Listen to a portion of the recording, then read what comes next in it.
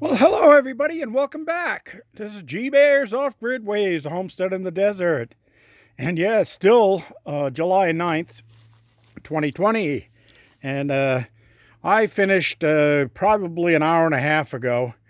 Sat down here in the shade. I have a little cloth here and made a little shade cloth over the top of the van opening here. And my table and chair here, so I could sit down and relax in the shade for a while and admire my accomplishments. So it is all up and done, and I want to go over a few tips and hints and things like that. All right, so let's move around here. Now, one thing that I found out was this panel right here, the ones that go under the windows. I think they're rated or numbered number 59, I think it is. All right, so those actually ended up being about a 1/4 inch too long when I put them in place. They wouldn't go in, and they wanted to buckle. And I checked all my settings. The windows can't go up any higher. They're up against the head beam up there. And the bottom of the window track there, the piece that goes up to the frame part, that's pushed up tight against the window when it's closed.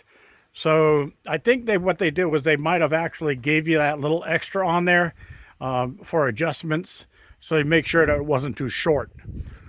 So anyway, what I did was I put it in place on the top slot, and then I used my utility knife, and I just tracked along the bottom area where it's going to fit inside, but on the bottom of that, then I could bend the panel and put it in, and it worked out just fine. So I had to do that to all 4 panels. Anyway, it's all up and running. The other thing was clips. Okay, it calls for 4 clips on each side of each one of these panels. Now, these panels are full panels.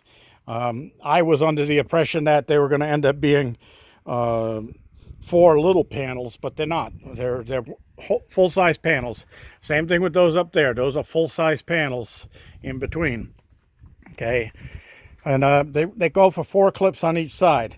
So in order to get the clips properly spaced so they look nice, use the brace bar as your marker for where you're going to put them.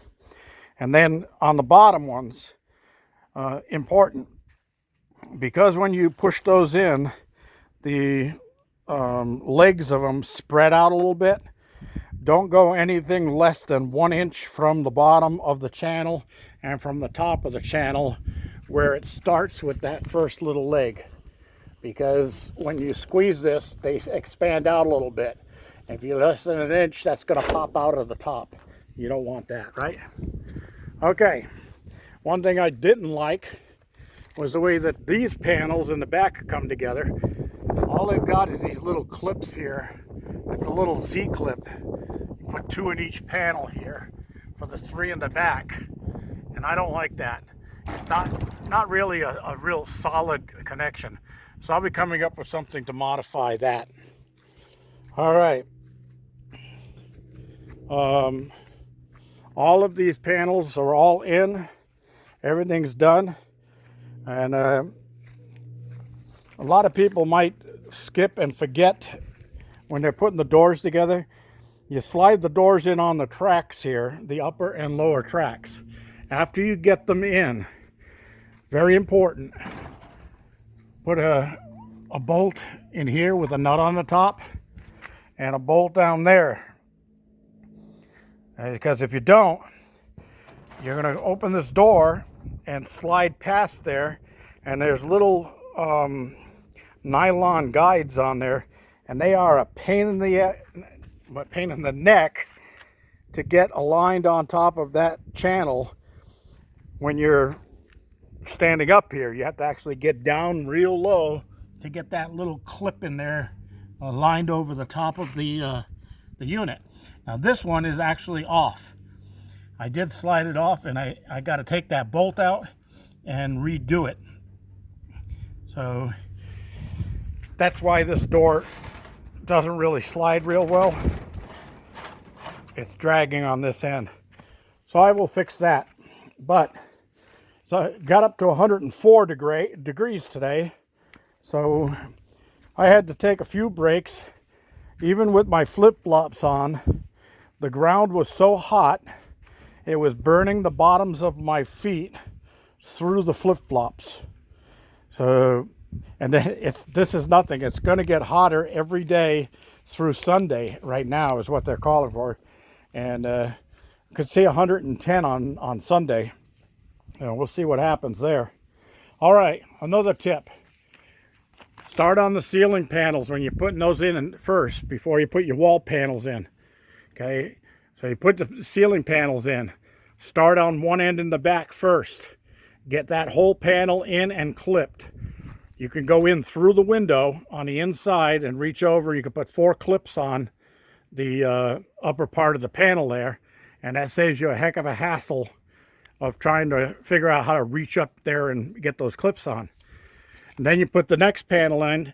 You can reach all 6 clips from down here. You don't have to get up high. Now, I put 6 on that one, and then I saw that they said they only wanted 4 in them. So I got 4 in this one. But I do have some extra clips left over, so I'm going to get up there and I'm going to move those center ones down a little bit and put 2 more at the top, because this will be the windward side, and I want the windward side to be a little bit stronger. And then I'll just disperse the other clips out through everything. Okay, the next thing is, if I don't put screens on those vents, I'm going to have birds getting inside of my greenhouse and eating all the leaves and stuff off of my plants. They're already doing it on all of my mulberry trees out there. My neighbor said she's got some special type of cloth, a screen cloth that you can wrap around those that the birds just don't like, and it keeps them off. She's going to give me enough for 5 trees so I can get those things protected and see if I can't get them to come back. All right. And the birds, the little birds out here, little chickadees as I call them, they all last year they were going in my chicken coop and they're eating all my layers granules and layers pellets. Well, they laid eggs like crazy and they had big families. Well, now there's a swarm of them around here. There's got to be 75 or 80 birds in the swarm, and they go through the sky like unison. They're all flying in the same directions and all that, and it's like a cloud. And they descend on that coop area. Some of them land in the trees and start eating the leaves, and I have to come out and chase them all away before they destroy everything. So I will be putting screen up in there. Now, I'm not going to use 1/4-inch cloth or anything like that, because if there's bees around, I want bees to be able to get in. So I think I'm going to have enough left over on my aviary wire here after I finish this breezeway. I should have enough to do 4 screens for up there on the windows, and hopefully I will. If not, I'll go get some 1/2-inch hardware cloth, and I will make screens out of 1/2-inch hardware cloth. All right, so inside here, it is hot in here. Even with the doors and all 4 vents open, you step in here and it jumps up 20 degrees. And I'm going to be putting a thermometer out here, but it's going to be a remote thermometer. So the sending unit will be out here inside of the greenhouse, and then the receiver will be inside the cabin. So I can look at what the outside ambient temperature is for all around my the desert area here. Oh, that was a nice, cool step out. And then I can look and see how hot it is in the greenhouse, whether I need to open vents or close vents or whatever like that. So that's my plan. All right, I'm going to step over here in the shade for a minute because the ground is still hot enough to burn through my flip-flops. And that's about all I have for this episode. I just did promise that I would show you the unit on completion of the assembly. If there's any questions, if anybody wants to know anything in particular, And I just thought of one other thing. Another tip is on these two little corner panels here, the short little angle ones. They call for 3 clips in it, 2 at the top and 1 on the side. The first clip to put in is this one down here, because if you put that one in first, it's going to push this panel over, and then you won't be able to get clips in on this side, and then the end of the panel will be out over the gutter area right there. So there is a little playroom on these things. So you want to put that clip in first, that one in second, and that one in third. That will ensure you that the panel doesn't move out of center orientation on you. All right, that's all there is for it. I'm going to go in and see if my ice maker has made enough ice for me to have a nice glass of wine on the rocks, because my gout is almost 100% gone now.